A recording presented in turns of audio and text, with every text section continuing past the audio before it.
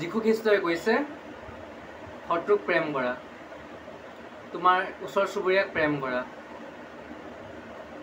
তোমালোকৰ মাজত পৰস্পৰৰ মাজত প্ৰেম কৰি মিলি জুৰি জীৱন যাপন কৰা, তেতিয়া তোমালোকে অনন্ত জীৱন পাবা বুলি যীশু খ্ৰীষ্টই কৈছে। আজিৰ দিনত মানুহে কি কৰে, অকল নিজৰ প্ৰিয়জনকহে প্ৰেম কৰে, কিন্তু শত্ৰুক প্ৰেম নকৰে। কিন্তু যীশু খ্ৰীষ্টই কি কৈছে, তোমাৰ শত্ৰুক প্ৰেম কৰা, যিয়ে নেকি তোমাক অত্যাচাৰ কৰে তাৰ কাৰণে তোমালোকে প্ৰাৰ্থনা কৰা বুলি কৈছে। এতিয়া চাওঁ, আমি যদি বাইবেলখনৰ পুৰণা নিয়মটো খুলি চাওঁ, তেতিয়া আমি পাওঁ ঈশ্বৰে যিমানবিলাক সৃষ্টি কৰিছে প্ৰেম কৰিহে কৰিছে। গোটেই বিশ্বমণ্ডলখন যেতিয়া সৃষ্টি কৰিছে, ইটোৰ পিছত ইটো সৃষ্টি কৰাৰ পিছত ঈশ্বৰে ভাল লাগিছিল, প্ৰেম কৰিছিল। যে কিবা এটা বস্তু সৃষ্টি কৰিলে, প্ৰথমে আকাশ পাতাল সৃষ্টি কৰাৰ পিছত ঈশ্বৰৰ ভাল লাগিলে, তাৰপিছত বায়ু সৃষ্টি কৰিলে, পানী সৃষ্টি কৰিলে, সেইটো ভাল লাগিলে। তাৰপিছত এটা কৰি ঈশ্বৰে সৃষ্টি কৰি গ'ল, তাকে কয় প্ৰেম।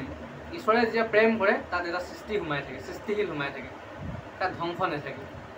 তাৰপিছত ঈশ্বৰে যেতিয়া নেকি সংসাৰত দেখিলে মানুহে পাপত ভুগি আছিল, পাপ কৰি আছিল, সেই পাপৰ পৰা বচাবৰ কাৰণে, সেই বেয়া মানুহখিনিক বচাবৰ কাৰণে ঈশ্বৰে আমাক প্ৰেম কৰিলে। হয়, আমি বেয়া মানুহ, আমি প্ৰেম কৰিছোঁ, পাপ কৰিছোঁ, কিন্তু আমাক বচাবৰ কাৰণে ঈশ্বৰে আমাক প্ৰেম কৰি নিজৰ সন্তানক বলিদান দি দিলে, মৃত্যু দান দি দিলে। তাক প্ৰেম বুলি কয়। ঈশ্বৰৰ প্ৰেম তাক সেইটোকহে বুজায়। য'ত প্ৰেম থাকে তাত বলিদানো থাকে, গম পালে নহয়? সেয়ে আমাৰ বাইবেলে, আমাৰ ঈশ্বৰে আমাক শিকাই দিছে। যেতিয়া আমি ইজনে সিজনৰ লগত প্ৰেম বনাই থাকোঁ, তেতিয়া আমাৰ মাজত কি হয়, ঈশ্বৰৰ সংস্পৰ্শবিলাক আমাৰ মাজলৈ আহে। যীশু খ্ৰীষ্টই কৈছে, তোমালোকৰ মাজত পৰস্পৰৰ মাজত প্ৰেম ৰাখা, তাতেই মই বিৰাজমান বুলি কৈছোঁ। অনন্ত জীৱন সেইজনে পাব, গম পাইছে নহয়? গতিকে আমি সংসাৰে যেতিয়া সৃষ্টি কৰিছিলে, সংসাৰখন সৃষ্টি কৰোঁতে বা সকলো বিশ্বমণ্ডল সৃষ্টি কৰোঁতে ঈশ্বৰে প্ৰেম কৰি কিনে কৰিছিলে, আৰু পাপী মানুহখিনিক বচাবৰ কাৰণে ঈশ্বৰে প্ৰেম কৰিহে যীশু খ্ৰীষ্টক, নিজৰ পুত্ৰক সংসাৰত বলিদান দিছিল। গতিকে এইটোৰ কথাৰ পৰা জনা যায় যে ঈশ্বৰ প্ৰেম হয়। আৰু যদি আমি আমাৰ মাজত যদি আমি প্ৰেম বনাই ৰাখোঁ, আমাৰ মাজত যদি প্ৰেমৰ বান্ধত থাকোঁ, আমাৰ মাজত আমি সৰগৰ ৰাজ্য আমাৰ মাজতেই, আমি মৰাৰ আগতে আমি সৰগৰ ৰাজ্যত আমি কি বুলি কয়, প্ৰৱেশ কৰিব পাৰিম। গতিকে ঈশ্বৰীয় প্ৰেম আমি আনক বিটাবলৈ আমি চেষ্টা কৰিম, ইজনে সিজনে বুজিবলৈ চেষ্টা কৰিম। পৃথিৱীখন এনেকুৱা হৈ গৈছে, প্ৰেম বোলা বস্তুটো এটা স্বাৰ্থপৰ হৈ গৈছে। সেই স্বাৰ্থপৰটো প্ৰেম বুলি নকয়। য'ত নেকি স্বাৰ্থ নিহিত হৈ থাকে তাত প্ৰেম বুলি নকয়।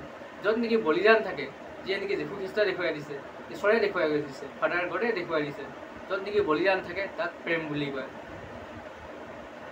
গম পাইছে নহয়?